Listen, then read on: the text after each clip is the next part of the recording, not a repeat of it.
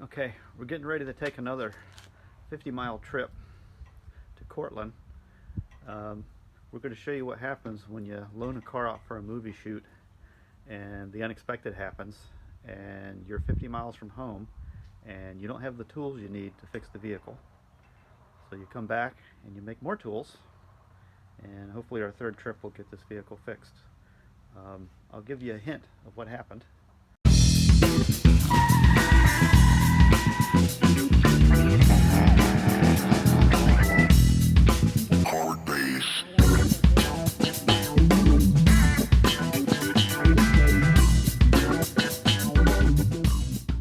These, and no, it's not because they lost the keys, it's because they broke the trunk key off in the ignition cylinder and jammed it, and we weren't able to drill it out. And of course, you know, when the thing's locked in place, you can't move the steering wheel, so that kind of, you know, does away with any bypassing of the ignition system to start it, because you can't get it in gear or steer it because it's got the shifter on the column. So we ended up having to make some tools. I took a 2-jaw puller and blacksmithed some lampshade brackets, and that's going to be my steering column bearing puller. And this piece of angled steel is what I'm going to use to press the steering column bearing back on, hopefully. We'll see what happens.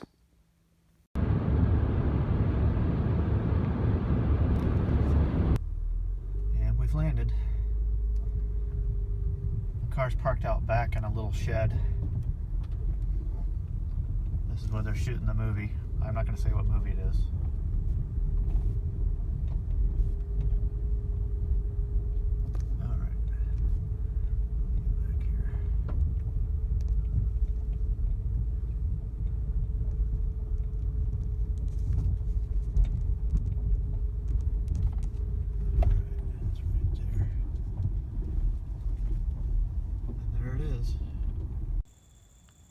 All right, let's see if she's still in there.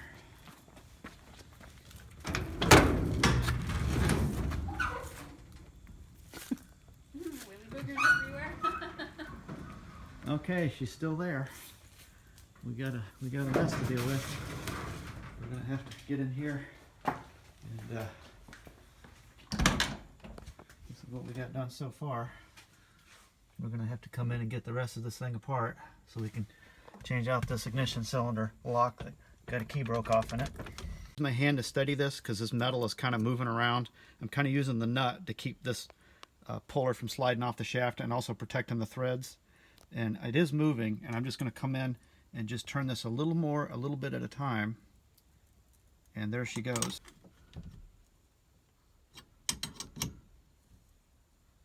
It keeps pulling off to the side a little.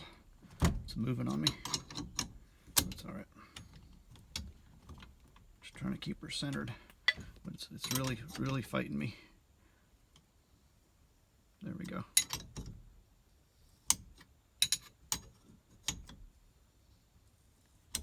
That's it. You see that? It popped right off. That got it. She's loose. Ah, hallelujah.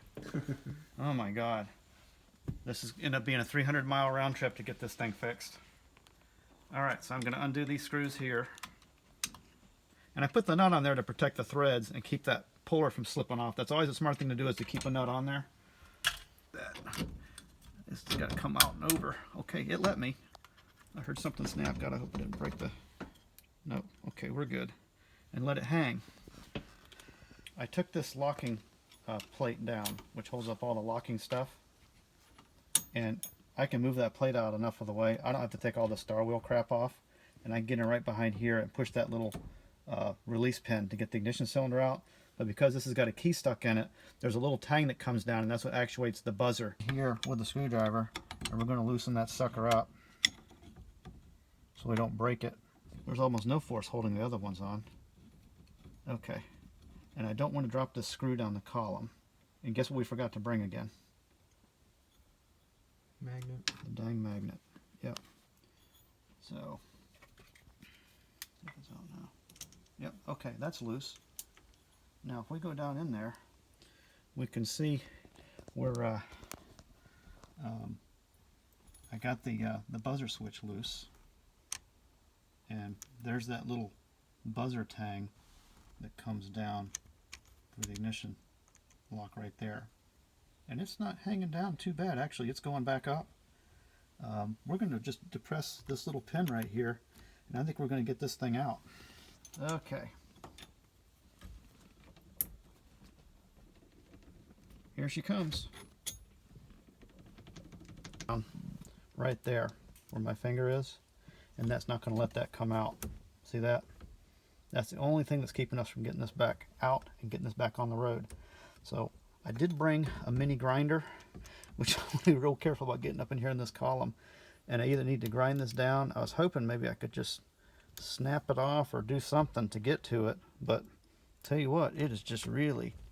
I can snap it back in and maybe I can get access to that roll pin. I think it's right in there. Oh. Okay, we got that back. And I was hoping with just kind of pulled out of the way a little bit, I maybe could come in here with a grinder and just grind that off until that's flush and then get it out. I was hoping I could just break it off, but I don't want to damage the column doing that, because I don't think it's going to break off that easy. It might, but I doubt it. Oh, that was easy. I guess it was kind of designed to do that. I don't know. Let's see if that was enough. I hope I'm not wrecking anything while I'm doing that. No, I think I am. I think I broke it. Maybe I broke it up enough that it'll come out. I think that's all it needed. Let's try it now. There we go. So whatever I did broke that up in there and got it out.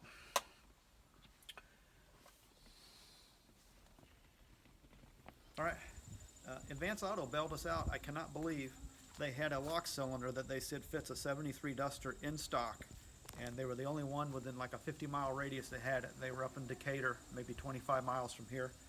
There's the old one that we just did a number on getting out. So there's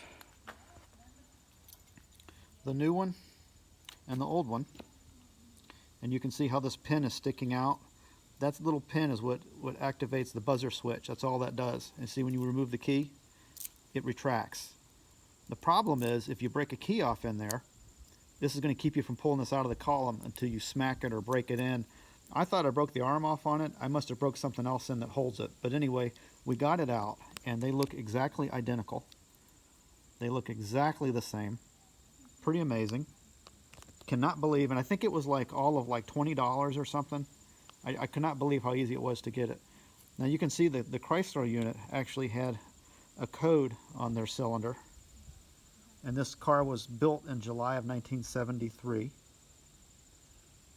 And you can see where we did a number on it, trying to drill out the key, which is forced way up in there. So let's see how easy this goes back in the car. We'll have to take the key out so we don't break it. All right, so it looks like to me I should be able to just stick this in the hole, have it line up. There we go. Feels like it's going in. And there you go. So here we are on the set. We can't say exactly where it is, but while we're here getting our duster back together, this is where we shot something.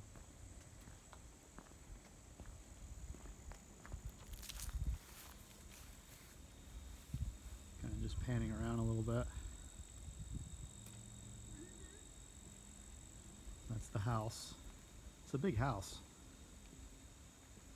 A lot of chimney action going on there. I'd say this house was probably built in the 40s. It's a really old house. And this is the little garage that our duster's in.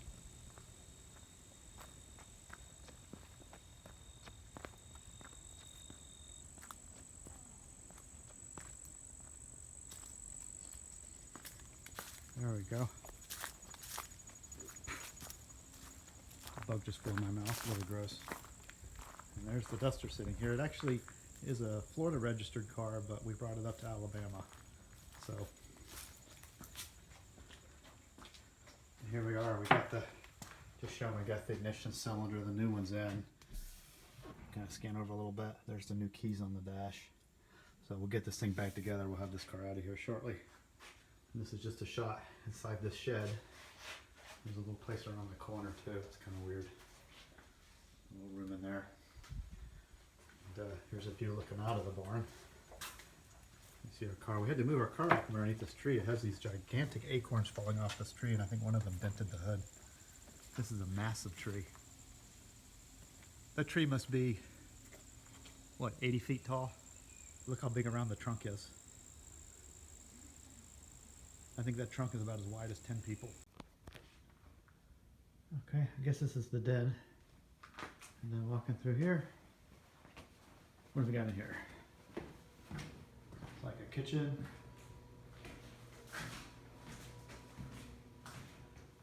Dining room. Like a staging area. Kind of a whole commissary area here. View out the front. Come back here. Another laundry room. Oh, this is the laundry room. And this was the garage. Oh, and in the garage, they have, oh, we probably don't want to open that, it's locked. It looks like they have, I can't tell if that's a red or orange. It looks like a 69 Mustang. Maybe a Grande. It's a notchback anyway. Actually, looking at the hood, I'd say it's probably a 70. And I'm sure this is in the movie. Got this rocking the dog dish hubcaps. Can't really get a good view of it. See a little bit of it from here. I guess that'll be in the movie too. Nice vintage wall unit. AC. Classic look out through there. There's the duster. There's everybody. And I guess we can come back out this way. And back around. And they have upstairs, which is like all kinds of stuff in here. I guess things didn't go well for this guy.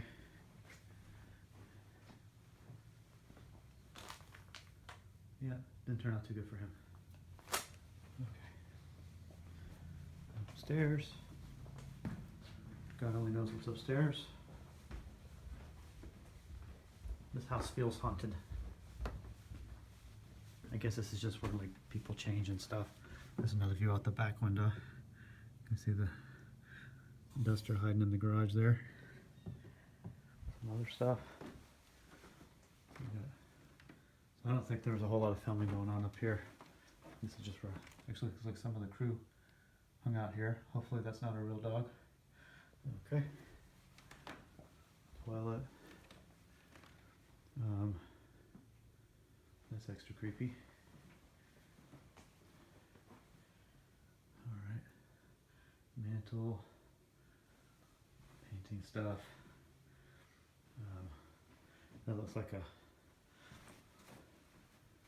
one of those Calchet things from the 50s or 60s. Same for this vintage chair. This house looks like it was built in the 40s, maybe 50s. It's pretty old. Really old windows, wooden frame windows too, nice and rattly. Getting back down. They were doing a little bit of electrical work here. Back down. Perfect place to film a horror movie. So, I don't think anybody's going to be too worried about what happens on the inside of this house, because it's already scary. Walking back into this way, panning around. Cool. A lot of cool 70s stuff here. Looks like somebody actually found some 70s beverage cans. Got those stacked up. Very cool. Probably not easy to find. So like some of them were actually steel. Good deal. I don't want to disturb anything. There's the classic chainsaw. Looks like it's got a nice dose of blood on it. Nice blood-stained carpet. Ooh, nice and sticky.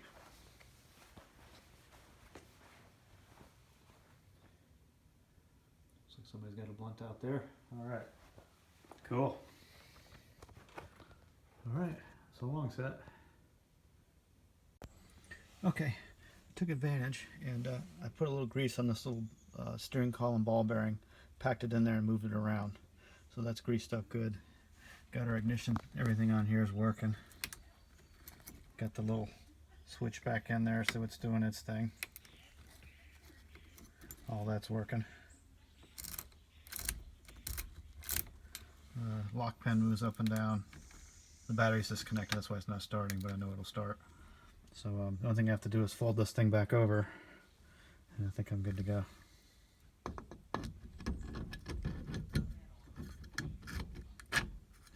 Line up the holes like that. That's all in. Then I'm going to have to put a tool on and pull the bearing, pull the shaft back up into the bearing. I'm going to go ahead and just put the screws back in to hold the column together first, and then we'll get that done. All right, so we're going to take this piece of angle metal. I kind of made a bearing press out of it, and we're just going to pull this shaft up through the bearing. It's just a little more pressure, and let's see how far up this is now. I may have to adjust the feet. See, I think I was also running out of thread when I did that. So we're going to have to move these down a little more. This is my little adjuster deal. I got a nut on each end. We're just going to bring these down just a little bit to give us a little more travel. Just like that. And it looks like I might have enough travel. Oh yeah, there's plenty of travel there. So I can just put the nut back on. If I can find it. We'll get that pressed back on. This is highly specialized equipment for working on a Mopar. It's called Hardware Store. All right, I should go. Where's my?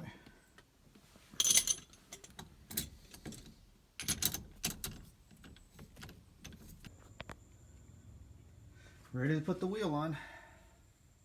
Everything's working.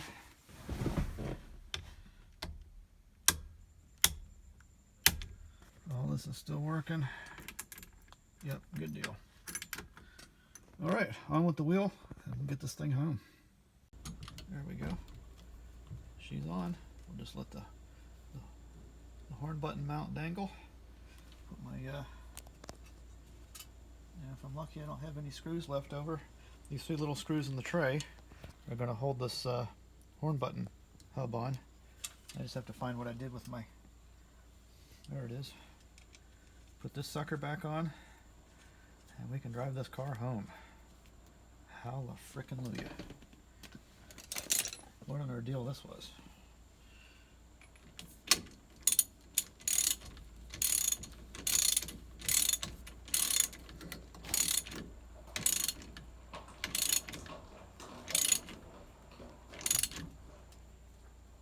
That's snug. That's not going anywhere. Okay. Put our horn button on. It's got 3 little itty bitty screws that hold it on. I think this screwdriver will work with it. Yeah, I think it will. Don't drop the screws. Okay. So like this kind of coils on like this. Trying to screw this part up. But that's it. If I get it on like that. And I got to be careful because this fella here, that's where those little clippy things go inside that. As long as I don't pinch that wire, I should be fine.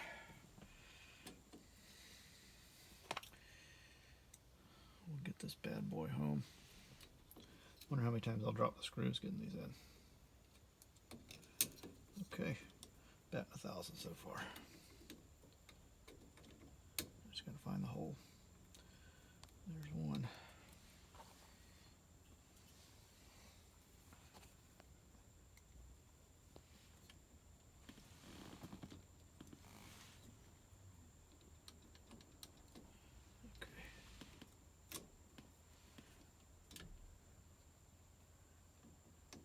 Go, click. Now we spin them in reverse first so I don't break anything.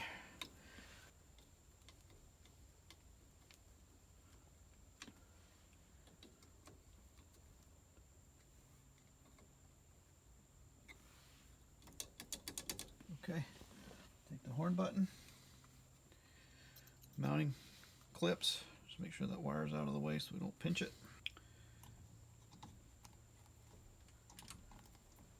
There we go. That's got it.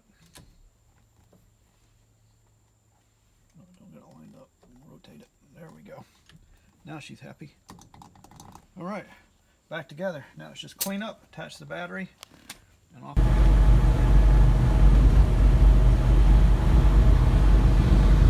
Well, we forgot to film it pulling out of the garage, but we're headed back to Athens. I think we're about, I don't know, 12 miles outside of Decatur, going down, what road is this? Are we on 20 still? What do they call this one?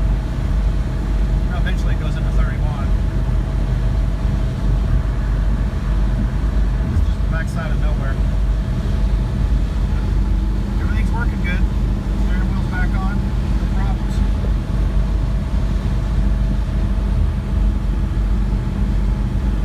Going along at 60 miles an hour, turning about 3,000 RPMs. 355 gear. It's about 28-inch tall tires.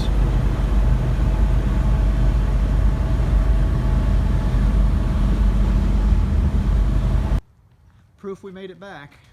We only got one thing left to do to put this thing back right, because we've got one too many keys. With our new ignition cylinder key, we now have 3 keys. We have the old key to unlock the door, the new key to start the vehicle, and then we have our round key for the trunk. So now we have a 3-key system, and what I would like to do is make this a 2-key system again.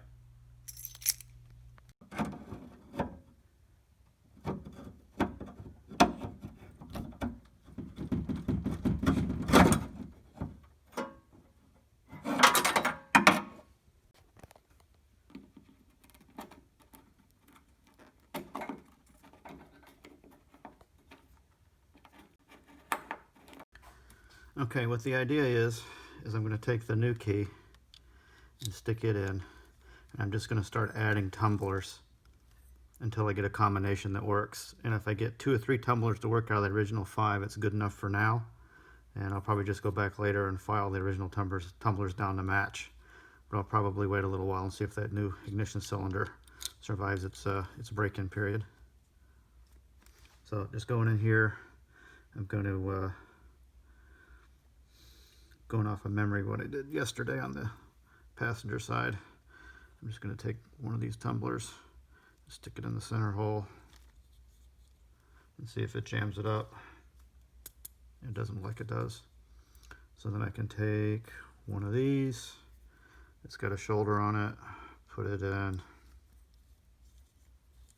Okay, that one works. I'll put a spring on it and put a little hand pressure on it just to make sure. So we'll come in here, just grab that spring like that. Okay, it opens, and then if I pull the key out, I'll just put it in partially so you can see. It's locked. Put it in, it opens. Okay. And I'm just going to keep doing that process until I get a couple of them that work, and that's really all you need for door locks. Let's face it, when someone's going to break into a car, they're not going to pick the door lock, they're going to smash the window, or they're going to use a Slim Jim. Especially on a car of this vintage. See, it didn't like that. It didn't like that bottom tumbler that I put in, so I got to find a different height one. I think it likes a shorter one, so we'll take this short little fella right here. I'm trying to get so you guys can see it. I'm going to put that little fella in right there,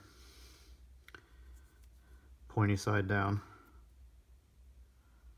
God, I almost need my glasses to see what I'm doing here. All right, got that in. Oop.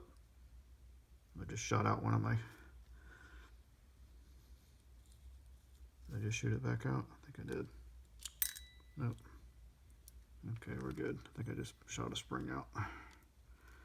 That's okay. 1, 2, 3, 4. Still got my springs. Okay, that's still working. We need one of these. See if it likes it. Okay. There's a combination that works. I'll put 2 springs in just to make sure.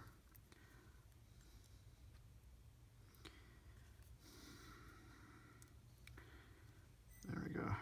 They're about the same height. It's working. I'll put a little finger pressure. Yep, it still unlocks. take the key out, it's locked. Put the key in, it's not. Okay, so I already have 2 of the 5 that fit. It would be nice to get at least 3 before I have to start filing these down. I'm not going to show you all of that crap, but the main thing is when you're done doing this, you want to put your sheet metal cover back on. There's the cover.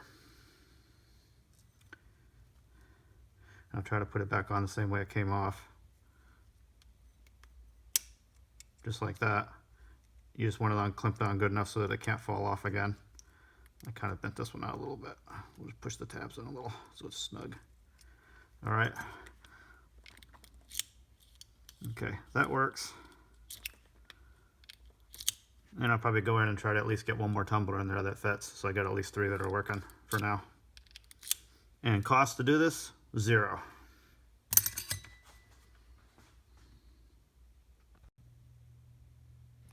Just a real quick forensics of what happened. There's the broken off key, which I superimposed over my original trunk key, which I hadn't looked at in probably over 20 years. Somebody had borrowed this car years ago, or I had some work done to it. I don't remember what happened, but when I got the keys back, the trunk key was cracked in the same place that this one's broken off, and you can see the crack right there. There's the crack right there. And what I ended up doing was taking this key, which is now broken, and that one became my everyday set. And it's got a Pentastar on it, even though I don't think it was the original key. I think that's what the original keys look like. And then I had another spare made to go on my key locker, and that's where that stayed ever since. And for just a short time, I couldn't remember where the spare key locker thing was, and I didn't have a way to get into the trunk, which was not a good thing.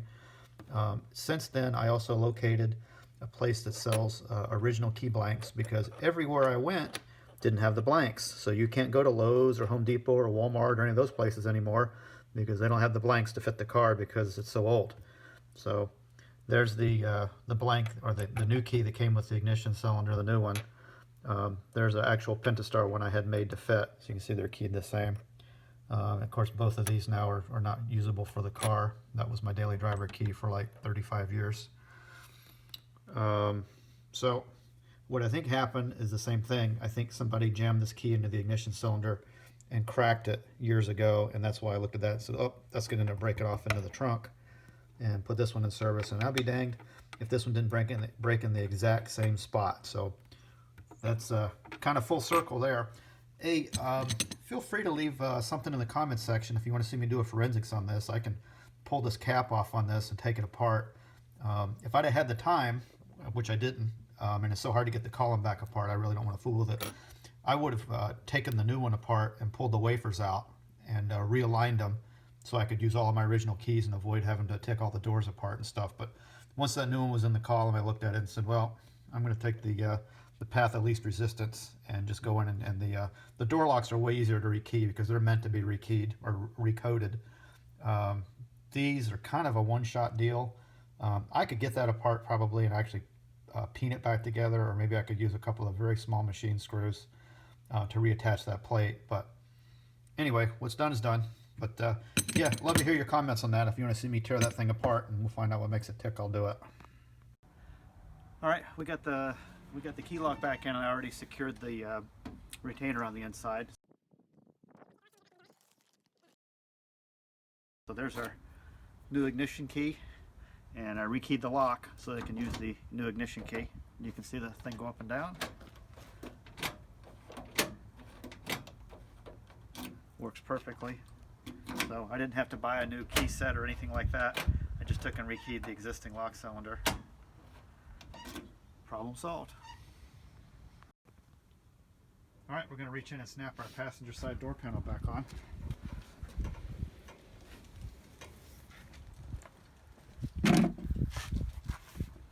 You can see this one says Lions Trim, August 24th, 1972. This is a 73 Duster, and I believe this panel was replaced at one time back when these cars were plentiful.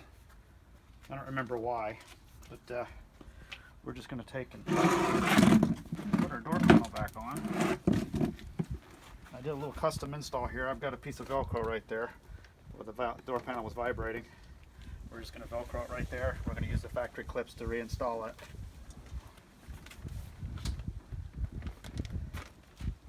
The wind be blowing. All right, go over here. I try to grab a hole right off, line it up right there. We'll pop those on. Right here, there's one right there. We got one down here. We want it to line up. All those are lining up right there and right there. Got one over here that didn't line up as good as it should have. That's okay, we'll get it in. All right, these bottom ones always go in hard. Okay, make sure all those are lined up. Kind of have to go in underneath, catch them. It'll make me work for it.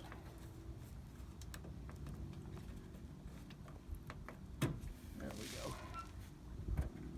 One there, there, and there. So this should just go right in.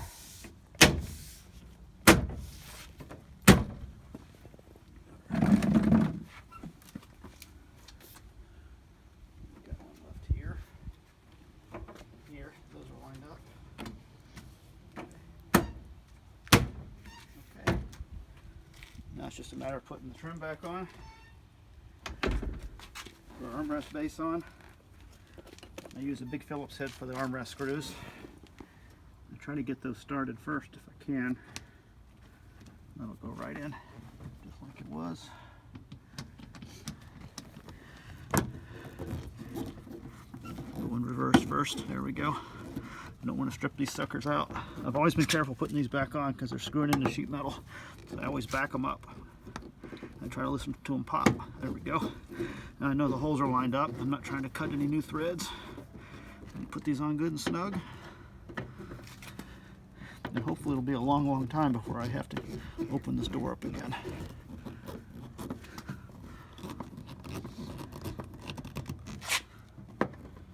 There we go.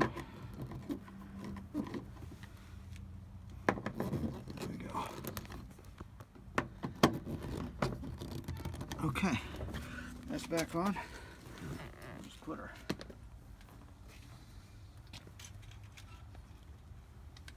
window crank back on and make sure it's lined up like the other side is. Yep, that looks pretty good.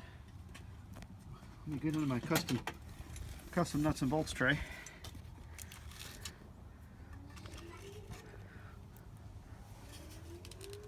We'll put our window crank back on. Allen key.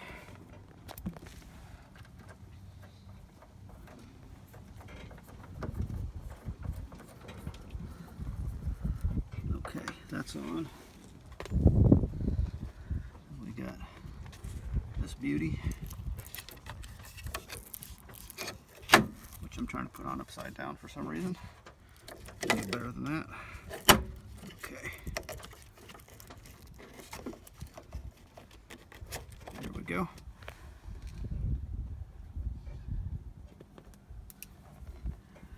Get a long screwdriver with a lot of reach. Same thing. Back it up. Yep, clicked in. It just needs to be snug so we don't break it. There we go. She's back together. Problem solved. Okay.